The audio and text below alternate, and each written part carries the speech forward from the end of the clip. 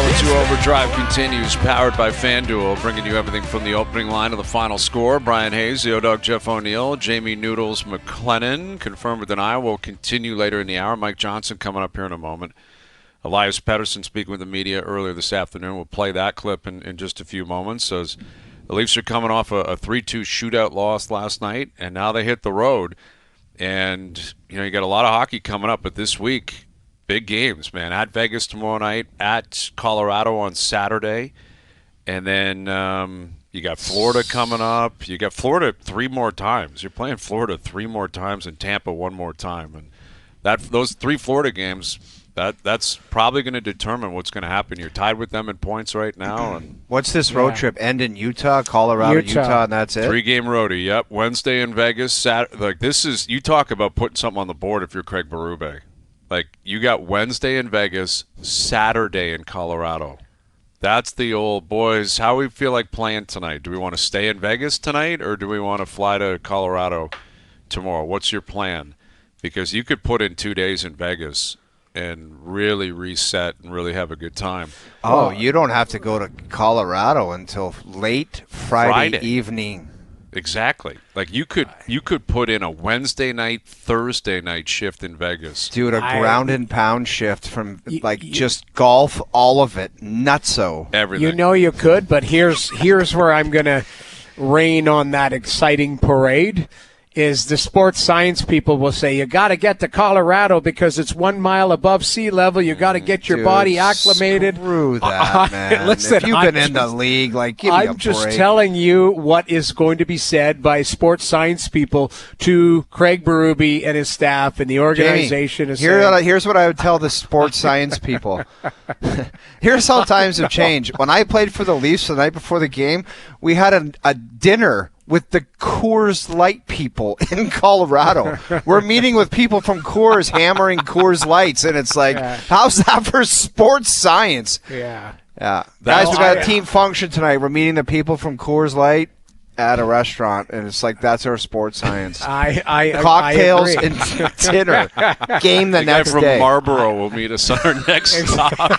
Exactly. We're going to go meet the Marlboro man when we get to our next stop on the tour here. Yeah, it just I know, but that's where my mind goes now, unfortunately, because the old me is yes, fire it up, floor it in Vegas, and you have the day off. But to me, it's these guys it's protein shakes, and it's back to the room to play Call of Duty.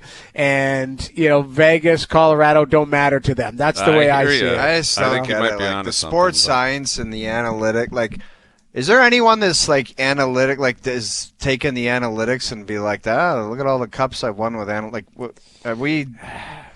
Florida, listen, they all have analytics departments now. So anybody who says they don't, they're lying. Anybody that thinks analytics is a part of the Florida Panthers approach, I'm sorry. But remember the famous Chicago Blackhawks Vegas trip that Quenneville would take them on when they were winning cups. Well, yeah, but the circus, because they would be out of town, right? But it was we're going to find 2 days. Vegas, I don't even think we were in the league yet. They weren't. They would go to Vegas and practice and golf. Yeah. And it was that's an old school, and that didn't stop them from winning. No, I'll go a step further, Brian.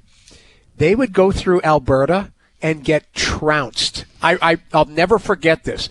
They had a tough stretch where it's the circus trip, they call it. They have to be on the road for 6 or 8 games or whatever because it takes over the United Center in Chicago.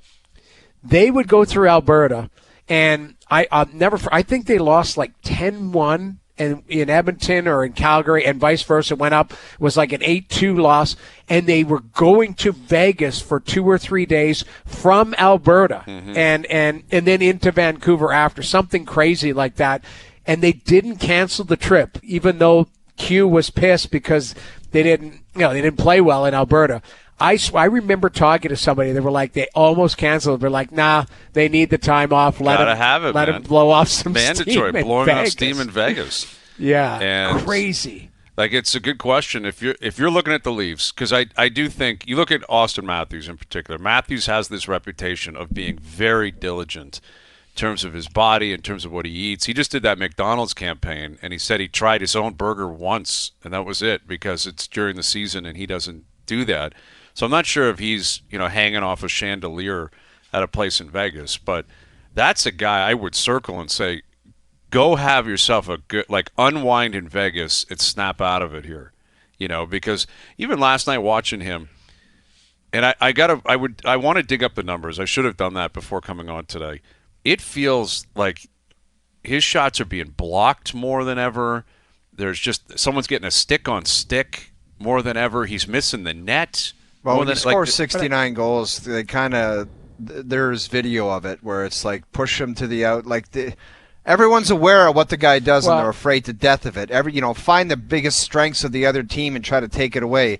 Him scoring 69 goals, it makes people aware. Let's be real here. Gets your attention, but I thought I saw in the third period. He had 5 shots on goal last night and 10 or 11 attempts. He had a ton of attempts last night. He did. Right. He got some on net. Yeah. But he also had a number that, again, you get all those shot attempts. Where are they going? Are they missing? Are they getting blocked? Are they just, it's just not going for him right now. And last year is an example. When he scored 69 goals, everything went in. Everything. Yeah. And it sets the bar at such a high level. It's impossible to match it. But I would look at this Vegas trip, and that's the guy I would circle and say, hey, go out there, play as well as you can, and then put your phone away, and we'll see you Friday for the flight to Colorado. Yeah, we'll get to Colorado and go for a walk and stretch the legs out and meet the people from Coors. Old school. We'll go meet who we have to meet, and let's go have a great time in Vegas. I don't know if it exists anymore. I wouldn't hold my breath, but it does seem like a pretty good idea for Craig Berube to put that up on the board. I feel like I had a buddy that just went to Vegas recently and said, Vegas has changed. It's I know dying economy. out, man. That's what it's too expensive. It is expensive, and the casinos aren't full anymore, and all of that. It used to be the hot spot. People are finding other cities. Nashville's a hot spot. Right. Scottsdale. There's some South Beach and Scottsdale. South Beach, you name it. But it just Vegas. Now they will Vegas always will do make Vegas. A comeback, man. Listen, Vegas will be fine. Vegas will find a way to. They'll be like, all right, you want to go back to $2 drinks? You're on. Oh, and people exactly. will be flying in on the wing. I'm not going to get back to Vegas. Man. I would never turn down a trip to Vegas. No, put it that way. But there are I think there are other cities now that are on people's destination. I hear you. Instead of Vegas well, at you know number what? one. Here's the truth, and this is deep and heavy and somewhat incriminating for a lot of people. Vegas used to be the place you'd escape. You can't escape anymore. FaceTime, texting, hey, what are you doing? Oh, yeah, okay, I got a FaceTime. That's another thing that's, I think, hurt Vegas, is a lot of people are like, man, I got to be on call all the time in Vegas. All right, here's Mike Johnson, our TSN Hockey analyst, joining us here on the Maple Toyota Hotline. Do you think it's possible in 2025 professional sports science that Craig Berube writes on the board tomorrow night, we win, I'll see you Friday afternoon on the tarmac flying to Colorado. I don't want to see you guys between now and then. Oh, I hope so. And listen, guys, I'm in Vegas right now, so if anyone can, maybe put your theories to the test tonight, it could be me. But okay. What are you testing the microphone between the benches? 72 hours before puck drop? 5 days early, him and Gord in Speedos.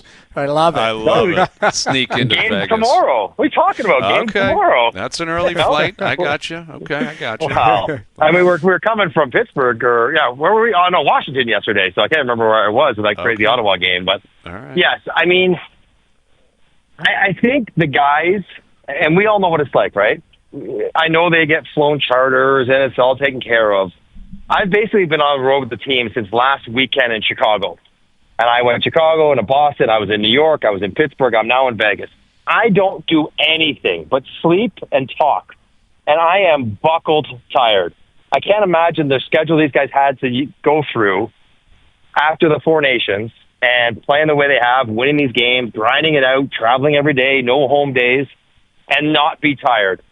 And then to make matters worse, the guys who played in the Four Nations, Auston and Mitch, Willie, they basically went right from Vancouver to Montreal. They've had a pit stop at home for a few hours. So they basically haven't been home in a month.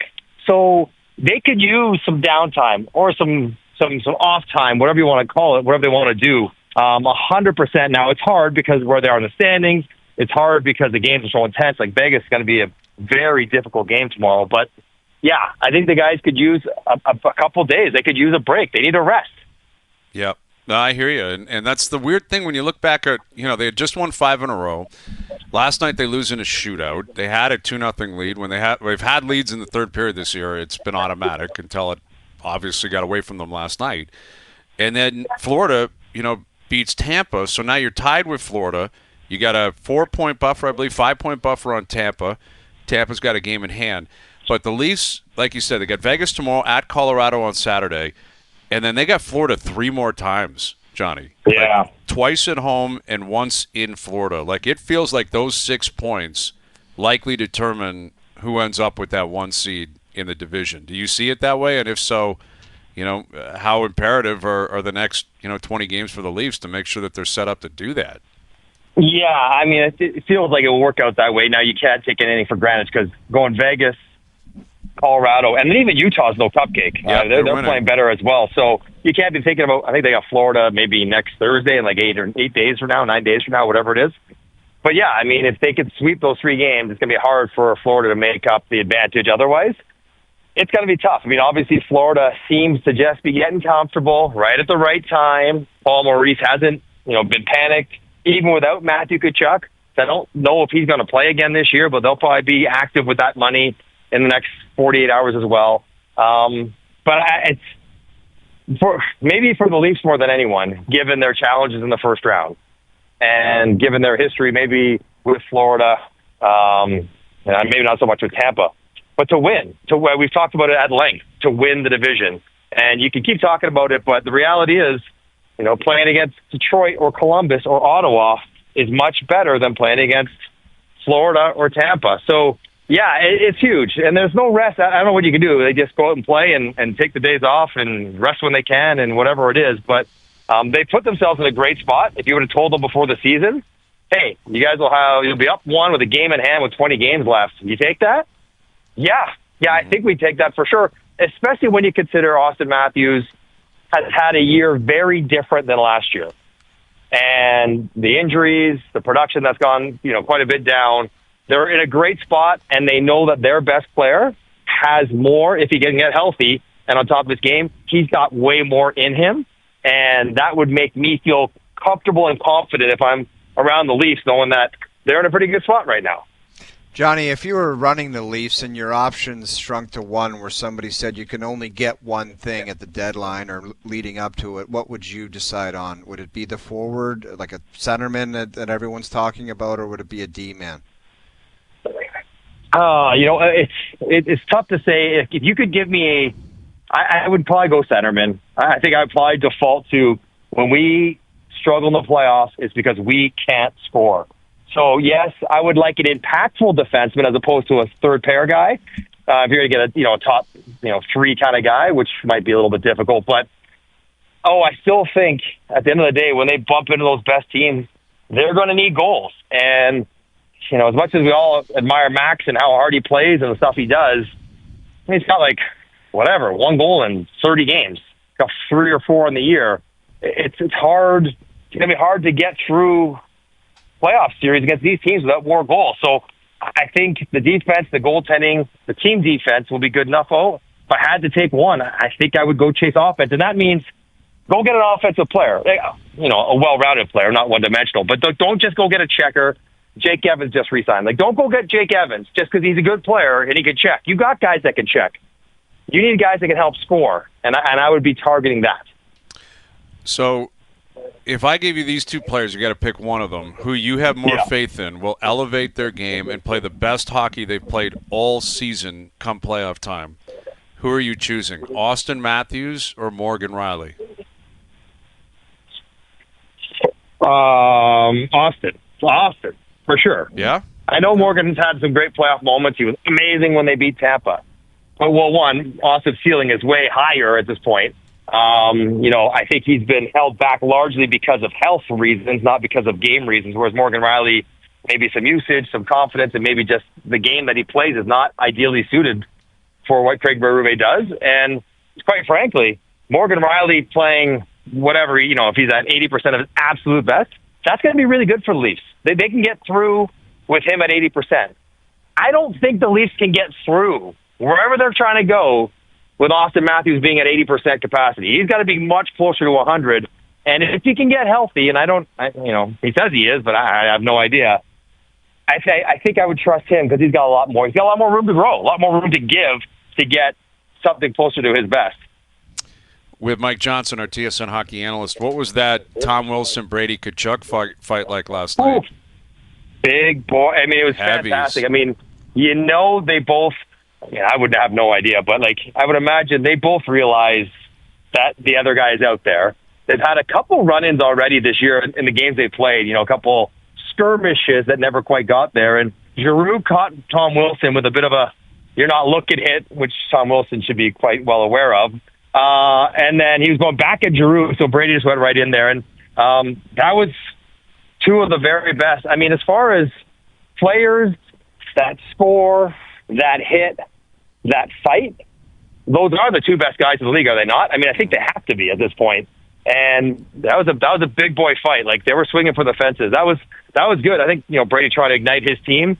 Tom Wilson's showing that he could still do it. That got you. Again, I'm not a big fighter guy, but that got you ramped up a little bit watching those two guys go at it. Good tilt. MJ, you called that game. How big was that point for Ottawa to get, considering it was 3 Cobb?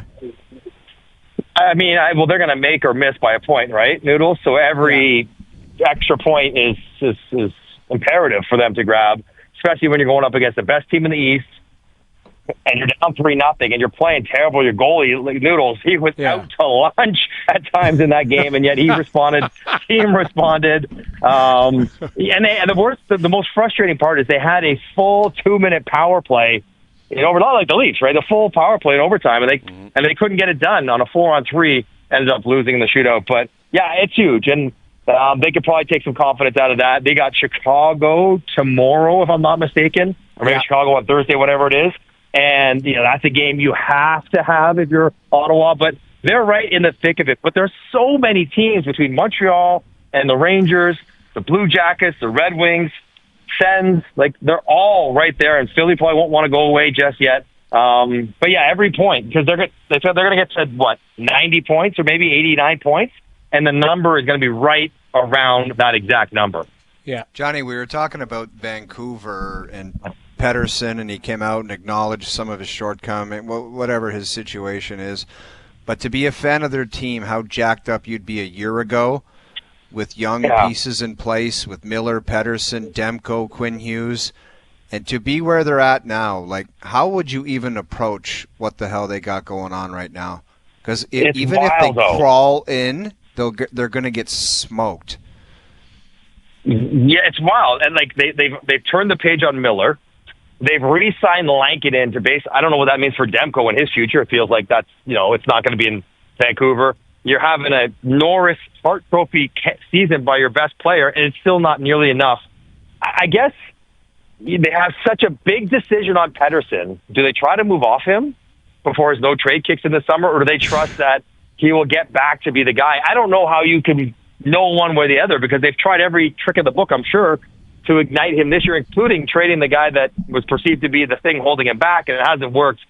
But maybe it's a bit of a reminder, sports are really fickle. It's hard to be good all the time. Yeah, it is. And when you are good, if you're the Toronto Maple Leafs, you spin it back to Toronto, you got to take your shots, because you don't know. Maybe next year you might have a down year. Toronto's been sort of spoiled being sort of good every year, even if they don't win in the playoffs. You don't know and can't trust that it's all going to work out, because clearly just about everything that could go wrong has gone wrong so far in Vancouver or Nashville. Those kind of teams, you would never think, but that's how it goes sometimes. Well, and what is adding insult to injury in Vancouver is JT Miller looks like Mario Lemieux all of a sudden. Oh, man. The guy has 3 points last night. He's got, 14 points, I think, in the 12 games he's played, I believe. 7 goals, 7 assists. He's got more points than Pettersson has shots on goal since the trade went down, which is staggering. And that's ugly. That's so ugly. And that's the thing. I guess I'd put money on Vancouver getting in, because I don't think they're competing with the same amount of teams. But at the same point, you look at it now, there's that second wild card spot. You got Calgary, Vancouver, St. Louis, and Utah. Those are the teams that are legitimately chasing. And in the East, the Rangers they're tied in points with Detroit. They're 2 back at Columbus. So you got Columbus, Detroit, New York, Ottawa, maybe Montreal, maybe Boston. Like, there's a real chance Vancouver's going to miss and New York's going to make it, and they're going to make it in large part because of JT Miller. And Vancouver's going to miss in large part because of Elias Pettersson. Like, that is truly a reality as of today. That would probably be probably 40-50% likelihood that it plays out just like that. Mm-hmm. And if you're the Canucks, you're thinking, we had to make a call. And I don't blame them for picking Miller, younger, all the rest of it, or older. But you'd be second-guessing yourself about how you did everything from re-signing to these guys to how they dealt with whatever turmoil was going on to trading away JT Miller, keeping Pettersson. And Pettersson, I mean, I know it's been evaluated to death, but when you watch him, it's almost strange. It's such a far cry from the guy we saw his first several years in the league. It's if he's healthy, it's hard to life gets in the way, and maybe he's got some real life stuff going on we don't know about. But beyond that, it's hard to even figure what you're going to do with him. And then what do you do with him going forward, though, Hayes? Like, what do you do with that? You just bring him back and hope. Well, don't you have to? Can do. Don't you? This is the crazy thing about the Pettersson thing, is you have to evaluate right now if this guy is just gone, like a lost cause, and you simply got to get out from under the cap. Not lost cause, but just gone and ain't coming back. That's what I'm saying. though. It's like you. Can you guys think of someone as good as he was, the prime of his career, without like a major injury we know about? I mean, it's Huberdeau vibes. Huberdeau, yeah. Huberdeau's okay. Very similar to that, but he's making Huberdeau look like Mario right now. But Huberdeau was traded. Huberdeau at least changed. Like, he traded, and he was, like at least something happened to him to make him think, like, okay, well, maybe that's why. I mean, other than the Miller thing, what happened? I don't know. It's Alec Manoah. It's an Alec Manoah situation. Huberdeau got taken out of a very comfortable situation, which he didn't see that, and he was playing with Barkov like that. They had an unbelievable tandem. And Jamie, the timing of it is incredible. They handed over his contract. They passed it over to him, signed right there for 11.6, and he Roger Dorned it. He threw it on the field and pulled his drawers down and pissed on it. It's crazy what's happening. Yeah, what a reference. Elias Dorn. Yeah. Elias Dorn, Ole on the third base. Ole. Don't ever do that again, Dorn. I mean, Doogie wrote in the group chat, Patrick Laine had a drop up, but he's had some well-documented issues, correct, off the ice. Yeah, so that's a little different. This one, again, we don't know the nature of what he's going through, but this has been a massive drop-off. You've been his biggest supporter for years, and we've watched him. The guy is a 100-point guy, and all of a sudden it looks like he forgot how to play hockey. Staggering. It's crazy. Johnny, I thought he'd be snatching Hart trophies away from McDavid. He was that good early on. I'm like, I love the way he's got like a Gretzky vibe to him, the way he kind of moved around the ice and passed it and shot it, and then it's just like poof. I don't know. You mentioned how difficult it is to play in the league and play well at a high level at all times, but that's a drop-off. And the thing that bugged me early on, like even as far as a couple of weeks ago, he just looks so, and I get it, people have stuff going on, but take a break. Do whatever you got to do. Don't go in front of the camera and act so pissy. That might be it, though. Like, and honestly, and I don't mean this like snarky. If whatever's going on is bothering you, is upsetting you, is troubling you to that degree, maybe just take a break. You're right. Like, just get away, get whatever is going on resolved as best you can, clear your head, because it's one thing to play poorly, it happens. But you're right, like kind of the pouty, sort of annoyed, sort of pissy, whatever the term is, the way he carries himself on the ice, in the media, all of it, he just looks so disengaged from everything. Yeah. And you're like, money or no money, like you're playing professional sports. You got to bring a little bit more often than that. So it's impossible. It's such a tough situation for Vancouver trying to figure out how to navigate this, because it's not something that is a normal problem teams try to solve. Right? Guys hurt, guy's not a good fit, loses his confidence, loses a step, whatever. Like, they've experienced this stuff. This guy in the middle of his career dealing with something, and it just eroding his love for the game or his love for life or his compete, whatever, confidence, all of it. It's I don't want to say it's sad, but it's tough for him. Yeah. I can only imagine what his, he may look like he doesn't care, but everyone cares. Like, no matter, even if you don't care, you still care. And his nights would be difficult, sort of thinking about what's happened and where his game's gone and all the noise around him. It would be a really tough go. Undoubtedly.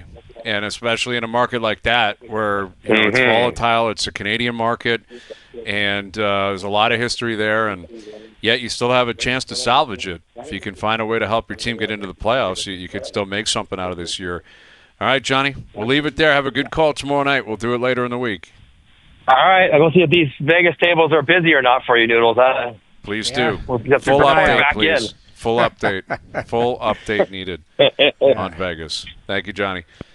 Mike Johnson joining us here on the Maple Toyota Hotline. Count on Maple Toyota for the right winter tire package for your Toyota. Trade in your old tires, buy a new set, and get $40 back. Visit mapletoyota.com. Yeah, the Vegas, man, I've seen that too online. It's always difficult to really get a true, the truth on that. Like some guy posts something on Twitter. What does that mean? I don't know. Right. His opinion. But yeah, I have a buddy who worked at MSG Sphere and has moved on, but he said there's like a down cycle right now for Vegas. That's really what it is. And so it's usually just a pop in city every night, 365 a year. Just not so much right now. You can tell the vibe is just a little off. He said. Right. Well, COVID would have hurt Vegas as hard as anywhere possibly. Big time.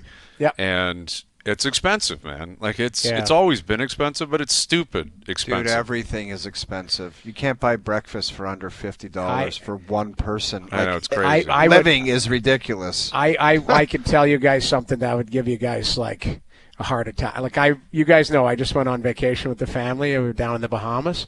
Do you guys know the chain Shake Shack? Oh yeah, of course. Right. Yeah. So great burgers.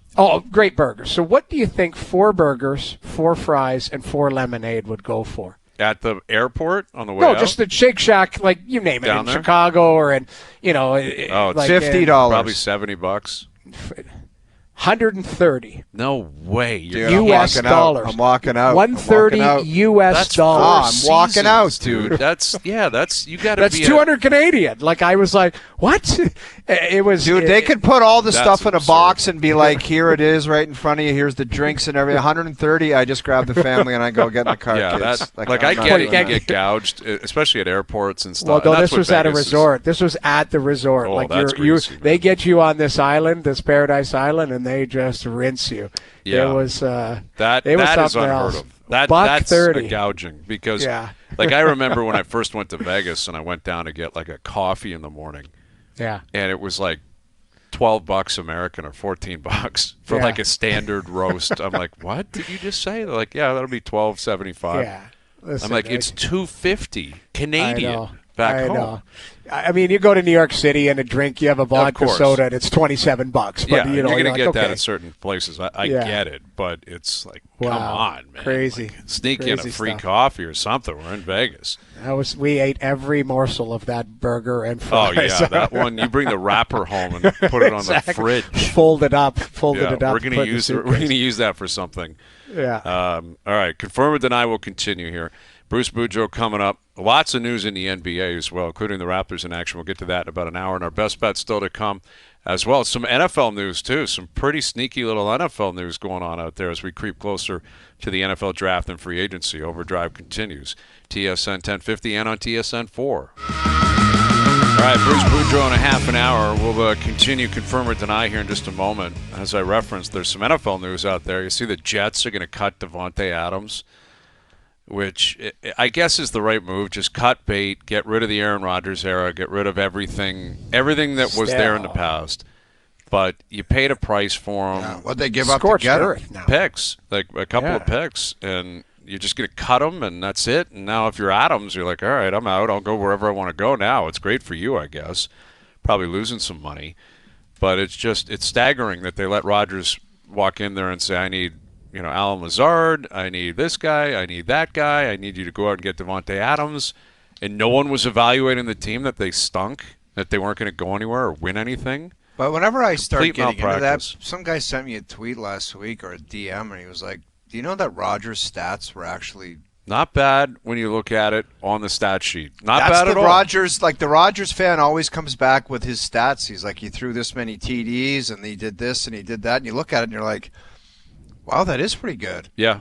Now, I think very misleading because they were chasing games, and he put up there was some stat padding at times. And, listen, it wasn't just him, but it was the general attitude and professionalism that he brought, and just his whole approach. And the Jets are a mess, and this isn't at all surprising. But now Davante Adams, who I think is 31 or 32 and still has some game left, someone's going to get him. Someone's going to get him for free now. You just got to sign him.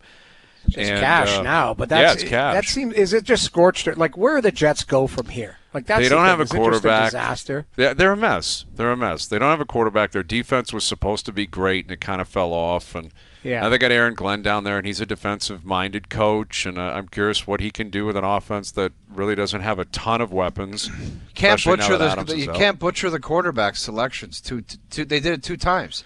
Yeah. Well, they did it with Darnold, and that was a miss, and they did it with the other kid, too, and he stunk the joint out. Yeah, that's right. And now both New York teams are reportedly in on the first overall pick. Tennessee's got it, and I guess the Titans feel like they have their quarterback of the future, or they're going to wait a draft or two. And the Giants and the Jets apparently are going to maybe pay a premium to move up, and we'll see. But, Davante Adams is going to be cut, and Saquon Barkley got a ton of money, but that's deserved. Like, you like to hear those kind of stories. Like if you're Philly, he helped you win, you won a Super Bowl, pay him now. Pay him. Pay him, exactly. And it might burn you in 2 or 3 years, it might, but those are the ones where don't mess around with a guy. Yeah. It was such a positive story. It was such a great story. Don't allow him to show up at camp thinking, do you respect what I brought to the table here? Do you understand how good I am? And I appreciate that they've made him the highest paid running back of all time. We'll continue to track the NFL and what's going to happen because there's going to be a lot of free agency news. We'll get closer to the draft, and the NFL is always lurking, man. It's always lurking. It's always out there. All right, confirm or deny continued here. Yes. Confirm or deny the Winnipeg Jets should be aggressive to make moves before the trade deadline. There's no other answer for this than confirm. I don't like the idea of screwing with the chemistry with a team that's played so well, but I think you do the best you can to go out and get a couple of really good players. Mm. Like, do you remember the year that Colorado, they kind of went out and got some veterans at they got Lehkonen, they got Cogliano, they got Manson. Yeah, they won the Cup that year. Yeah. If they could do something similar to that where it's like veteran, real kind of gamer, older guy that really wants to play for something. If you could do that, then go ahead. But there's only one answer, and it's confirm. You can't deny this and say, nah, just roll it out. Like, you're right. But if you look at the deadline, some of their acquisitions are still there. Remember, they got Niederreiter, the deadline. I think they got Nemestikov at the deadline. So you need to continue to add to it. I agree. I think they have to. I confirm. They have to add to this group. And it's not only just depth, it's more just if you can find a piece that'll help put you over the top, and maybe it pushes, they've got Colin Miller as their 6th defenseman. Maybe it's somebody who is a better defenseman than Miller and push up and help with that depth. If they expect to go deep into the playoffs, they're going to need depth. And, teams that have had success, you knock on wood for them. But injuries do happen over the course of a season and deep into the playoffs.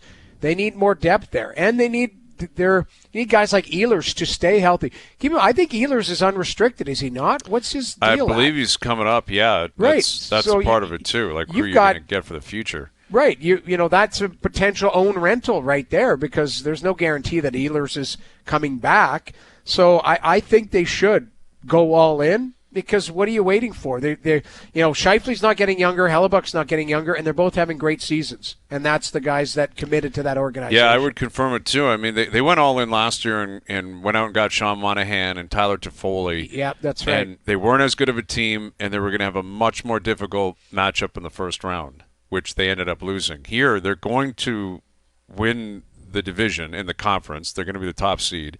Unless all hell breaks loose, but they have like an 8-point buffer right now.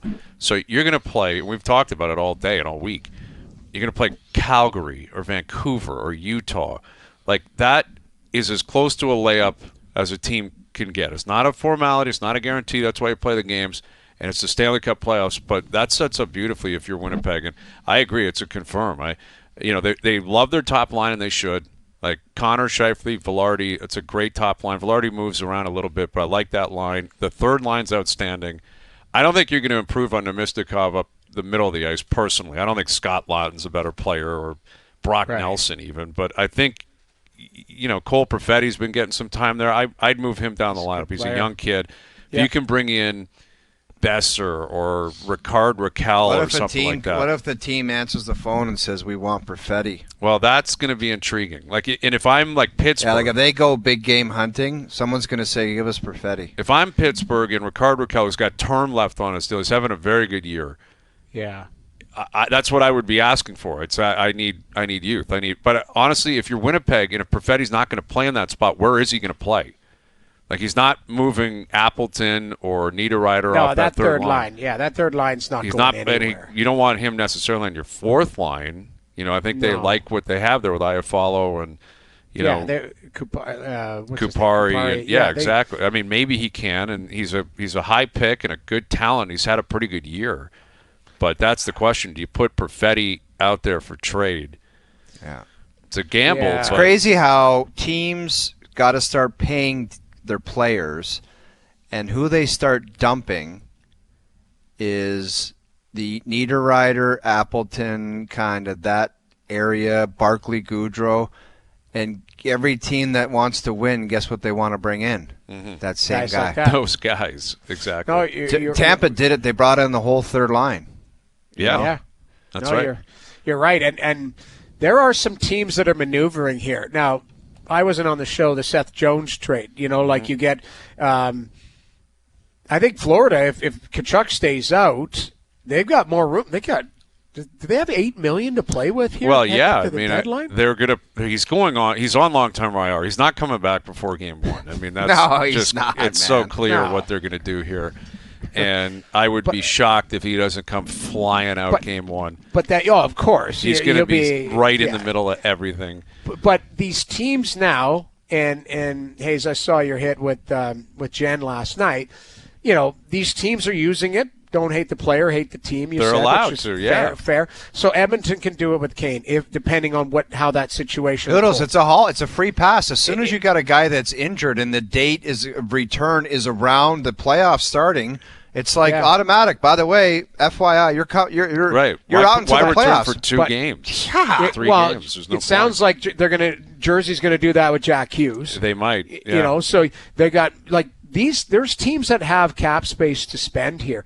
I say it every year. I feel like all hell's going to break loose, and maybe and again it's the bit pieces that get moved. But I think we might be in for some. You need sellers, though, right? I love guys how the teams like Jersey they're getting out their word that they need more medical attention. Like there's more It's like, we get what you're doing. He's coming back come playoff time. You don't have to send out the medical checking in. It's more serious than we thought. We know what the hell you're doing. Right, and you got to play the game publicly and say, hey, we don't know, and hey, it's tough. Looks and real serious. We hope to get him back come playoff time. Yeah. Like, you got to do it. That was Vegas with Mark Stone. It was, all the teams. Kucherov was skating for 2 months, though. That's he was flying around with 10 games to go. The guy was bag skating himself. Yeah, but they're like, no, just can't make it. Game 1, miraculously, he's perfect. In the end, you know what? We've got a cap that's going up. You're not going to probably have this problem in the future. You hope. I like to see teams load up. I like to see teams, instead of having to have this cap gymnastics, just get the best team you can. Well, exactly. That's what I'm hoping for. I'm with you on Florida. Florida's going to make another move. Like, they've got room. They're going to make another move. And Tampa's going to make a move. Julian Brisebois does not sit on his hands down there. No. Like, he will make a move or two between now and Friday. And that's where the Leafs are going to have to make the determination. And I know publicly you say, well, we got to worry about our own team and all. Yeah, true. But you know what's coming. Like, Florida's going to be better as of Friday at 3:01 p.m. And I think Tampa will be too. Are the Leafs going to be better? I would assume they will be. They're certainly going to make a move or two. But are we talking, fourth line guy that can play a little bit and a sixth defenseman, or are we talking someone of substance? And even that, is in the eye of the beholder. And like you look at a guy like Scott Laughton, he's not a star player. He's a good player. He's not a great player. Like he's a third line player. But he's an upgrade on what you have in that spot. At third right line, now. yes, he is. That's the way I look at it. Is he's an upgrade on what you have in that particular spot. I know Holmberg or whatever has had a nice little run here, but I'll take Laughton over. Sure. What is Laughton's contract status? Is it? I think he's got a year left, I believe. I think he's got some. So he's not a rental then. So he's a guy you're bringing in who's younger. And let me look it up really quick. But I believe next year he's got it. So he's got one more year at $3 million. Mm-hmm. So if he's in the 3 hole for you, it gives you some flexibility. Now if you're Tree, you got to decide what you're going to do. Is Yarncroke, is he part of, Max Domi? Yes, he's here and signed a long-term deal. He's got to get playing. It's enough with the penalties. Got to be way better, man. It's enough with the penalties. Yeah, he's taking ridiculous. Penalties all the time. Like his penalties per 60 and stuff is outrageous. But it's penalties that are. Last night was silly. They're useless. They're silly. They're useless. You know what I mean? Like a pop a guy here or whatever. Like I get it, and you want to play aggressive, and I respect that, but there's still a time for it. And to me, the timing of his penalties are just weird. They come out of nowhere. It's completely uncalled for. Too common, like too many occurrences where it's like enough with the dumb penalties. Like it's the older I get, the more I can't stand silly penalties, and I know how it would drive a coach nuts. Yeah. Well, and especially come playoff time, you can't have it. You can't have it, man. You cannot be undisciplined in the playoffs. You can't do it. And that's the thing about where the Leafs are at. Like, let's say they bring in a third line center. They got a lot of bodies. Like, who's playing where? Who is, when does the Ryan Reeves era come to an end? Do you do it? Because he's not going to play in the playoffs. I can't picture a scenario where he plays. Right. He's playing in about 2 or 3 games. Yeah, he barely plays. There's a heavyweight I think there's one in Utah. And there's one in Jersey and one in the Rangers, and it's like, what, are you going to dress him 3 games a year? Right, exactly. And Pacioretty, what do you have there? Is he going to be reliable? Is he going to play? Yeah, that looked like it might be game over if that, if he just can't move out there. Possibly. What's his injury? Like what? It's a lower body thing, I believe. I don't know the full detail on it, but yeah. I mean, he injured. The bottom line is he's out long term again, and you have to ask yourself what he's been through the last couple of years. Right? Can he glue himself back together and step on the ice and be effective on a nightly basis where you play every other day in the playoffs? Totally. That is starting to look unlikely. Let's be real here. I know, totally. That's just being reasonable. I don't know what Pacioretty that's not a hot take. Time. That's factual. So looking at last night's roster there, in the press box was Reeves, Lorentz, Mermis. Pacioretty and Tanev are on injured reserve. Hakanpää, he's not playing. That ship has sailed. Well, he's on LTIR. Okay, yeah, so he's not playing. And your D, you got Benoit and Timmins in that third pairing. Myers played in the second pairing. Rielly and Ekman-Larsson. So Tanev comes right back in. He's the guy that you're missing on that back end for sure. But do they look for an upgrade in there? And then up front, it was Dewar, Kampf. Well, Lorentz is hurt. He's going to play. Like Lorentz, I believe. Lorentz to me is so Dewar comes out. I think that's probably Lorentz's spot there. I think Lorentz and Kampf are 2/3 of your fourth line, but the third line, I don't know. Robertson, Pacioretty, Domi. If you go out and get another center, okay, then he's going to play. Pontus, Holmberg. Bobby McMahon is in a bit of a slump right now. He's going to play. They like him. Yeah. I think you got to give him a chance to kind of come out of it, but he's slumping right now. Like there's not a lot going on with Bobby McMahon. Like there's. Right. Just kind of going up and down the wing.